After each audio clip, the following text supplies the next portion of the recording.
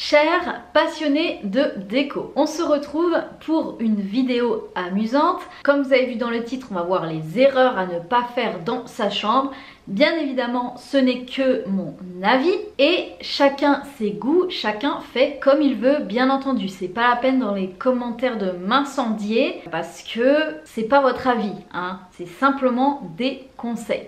Sans plus tarder, on y va. L'erreur numéro 1 dans la chambre, c'est de laisser son dressing ouvert. Du coup, faut toujours que ses affaires soient rangées pour que ça fasse un minimum justement propre. Et bien évidemment, même si vous mettez juste un rideau, le dressing prend quand même la poussière. Deuxième erreur qu'on fait dans la chambre, c'est d'installer une télévision. Moi, je suis vraiment pas d'avis de laisser une télévision dans la chambre. Pourquoi? Parce que déjà c'est un tue-l'amour et en plus la télévision, que ce soit un film, une série ou les programmes télé, sont faits pour que vous restiez devant, donc ça nous empêche de dormir. Normalement il faut éviter 30 minutes avant de dormir minimum tout ce qui est écran pour éviter justement la stimulation du cerveau. Arrêtez de le maintenir éveillé et vraiment passer en mode repos, en mode sommeil. Erreur numéro 3, c'est d'avoir un coin bureau, donc ça c'est tout à fait possible, mais de laisser une pile de papier ou de laisser vraiment son bureau en bazar dans la chambre. Pourquoi? Parce que le fait de mettre quelque chose qui parle du bureau dans la chambre, eh bien inconsciemment on va penser au travail, alors que la chambre c'est vraiment la pièce où on est censé se reposer et bien dormir. À éviter, numéro 4, c'est d'acheter un motif tendance par rapport à sa housse de couette parce qu'on se lasse très vite. Donc si vous voulez choisir une housse de couette à motif, prenez vraiment quelque chose d'intemporel, quelque chose d'assez neutre pour ne pas se lasser trop vite. Numéro 5, c'est de mettre des chevets en miroir. Pourquoi c'est une erreur? Parce que déjà en feng shui, il faut vraiment éviter de mettre des miroirs dans la chambre et aussi de mettre des chevets en forme de miroir. Avec cette matière miroir, et bien ça prend toutes les traces de doigts, toutes les traces de poussière. Donc si vous avez envie d'avoir un chevet propre, évitez les chevets en miroir. L'erreur numéro 7, c'est de ne pas aérer sa chambre. C'est important pour bien dormir d'avoir une chambre saine et je vous invite vraiment à aérer chaque jour la chambre pour vous sentir bien dans votre chambre. Astuce numéro 8, c'est de ne pas nettoyer ses draps régulièrement. Par exemple, moi je les lave une fois par semaine. Ça peut peut-être vous paraître beaucoup, assez contraignant, mais vraiment avoir une chambre propre sans être maniaque, avoir une chambre propre, c'est vraiment un gage de qualité de vie. Erreur numéro 9, c'est attention de mettre des photos de ses enfants ou de ses amis ou encore de ses parents. La chambre doit être réservée pour vous, pour prendre soin de vous et aussi prendre soin de votre vie de couple si vous êtes en couple. En feng shui, le fait d'accrocher justement des photos de famille, des photos de vos enfants, des photos de vos parents, eh bien ça n'ouvre pas la communication justement pour avoir une belle relation avec soi et avec son conjoint ou sa conjointe. Ça envoie un signal en fait extérieur, alors que vraiment la chambre c'est censé être votre cocon, votre jardin secret. Erreur numéro 10, c'est de mal choisir son cadre de lit. De prendre un cadre de lit trop encombrant qui va vraiment empiéter sur la pièce ou encore un cadre de lit où vous allez vous cogner tous les jours dedans. Ça peut être vous cogner l'orteil, ça peut être de vous cogner le tibia.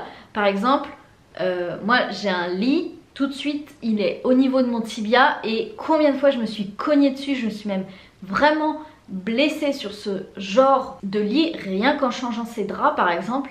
Donc attention, pensez-y quand même. Erreur numéro 11, c'est de faire le total look dans sa chambre. Vous savez, dans les magasins de déco, il y a souvent le total look de la chambre. Le cadre de lit, la commode, la coiffeuse, l'armoire, vous avez tout un ensemble. Mais ça, Ça donne vraiment pas de personnalité à la chambre, voire même ça vieillit très vite. Erreur numéro 12, c'est de mal choisir son matelas déjà, qui soit pas adapté à votre morphologie ou à vos besoins, ou encore de ne pas l'aérer, l'entretenir. De temps en temps, il faut le changer de côté aussi. Un matelas, ça se change normalement tous les 10 ans, parce que le matelas, forcément, il vous soutient, il s'abîme au fur et à mesure et il peut s'affaisser. Donc j'ai tout un cours dans la chambre sur comment bien choisir son matelas. Je vous mets le programme La Chambre en dessous de cette vidéo. Erreur numéro 13, c'est de transformer sa chambre en buanderie. C'est-à-dire d'installer la table à repasser, d'installer le linge à sécher, de mettre une pile de linge à ranger ou une pile de linge à laver ou une pile de linge à plier. En fait, quand vous vous couchez le soir, on est vraiment censé sortir de notre quotidien. Et le fait d'avoir du linge qui nous attende, ça donne vraiment un signal négatif et ça nous replonge dans nos obligations quotidiennes. Donc attention au signal du linge qui traîne dans la chambre. Je vous entends venir en me disant oui mais moi j'ai pas de place de mettre mon linge autre part. Ok, je comprends tout à fait, mais anticipez-le. Parce que la chambre est censée être la pièce la plus importante pour prendre soin de votre sommeil, de votre santé. Avoir un bon sommeil, c'est vraiment augmenter sa qualité de vie, être en forme de traverser les journées, une journée après l'autre. Et surtout, la chambre, c'est vraiment le reflet de qui vous êtes. Finalement, la chambre, ça devrait être la pièce la plus importante de la maison et la pièce qui est le plus à votre image. Donc ça, c'est passionnant. J'en parle beaucoup dans la psychologie de la chambre, dans le programme La Chambre. Le fait que la chambre en dit beaucoup sur vous. Donc si vous avez une pile de linge dans un coin, une pile de documents dans l'autre, que vous avez un dressing complètement ouvert, que vous avez beaucoup de photos de famille, etc. Cela veut peut-être dire que vous faites passer les autres en premier et que vous vous oubliez, que vous vous négligez. Si vous voulez en savoir plus vraiment sur la psychologie dans la chambre, n'hésitez pas à aller voir le programme en dessous de cette vidéo. Investir dans sa chambre, c'est vraiment investir sur soi et sur sa qualité de vie et sur sa qualité, la relation qu'on a envers nous-mêmes et la relation qu'on a avec notre conjoint.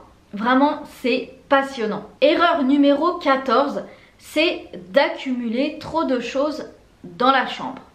Une chambre, sans être complètement minimaliste, une chambre est censée être sobre, être facile d'entretien et vraiment de s'entourer de choses qu'on aime et pas accumuler vraiment trop de choses qui vont embrouiller finalement votre tête. Et du coup, vous n'allez pas avoir une atmosphère propice au repos. Erreur numéro 15, c'est de ne pas mettre de tête de lit dans sa chambre. Une tête de lit, ça permet vraiment de donner de la personnalité à la chambre et à protéger votre mur. Et ça donne, si vous n'avez pas de tête de lit, ça donne un peu une sensation de vide, de pas fini à la chambre. Donc réfléchissez-y. Et pensez aussi à une tête de lit facile d'entretien, une tête de lit qui ne va pas prendre la poussière par exemple, pour se faciliter la tâche. Erreur numéro 16, c'est d'avoir les 4 murs de la chambre de la même couleur. Moi je vous invite plutôt à créer un mur d'accent. Donc que ce soit en tête de lit ou soit en face du lit. On n'y pense pas toujours, mais la décoration en face de votre lit, ça peut vraiment être une décoration personnalisée et une décoration très agréable quand on va se coucher. Donc il y a plein de solutions, ça peut être de créer un mur de cadre, d'ajouter un papier peint, de faire une peinture à effet, enfin il y a beaucoup de solutions aujourd'hui pour personnaliser sa chambre et notamment le mur d'une chambre. Et enfin, numéro 17, c'est de mettre trop de plantes dans sa chambre. Alors les plantes, pareil, il y a tout un cours sur quelles plantes à privilégier dans la chambre, mais les plantes, en fait, il y a certaines plantes qui rejettent le CO2 la nuit. Donc avoir des plantes dans sa chambre, c'est bien, mais ne pas en mettre trop non plus pour préserver un bon taux d'oxygène dans la chambre. Il n'y a plus qu'à, j'espère que tous ces conseils vous auront apporter. À très vite pour une nouvelle vidéo déco.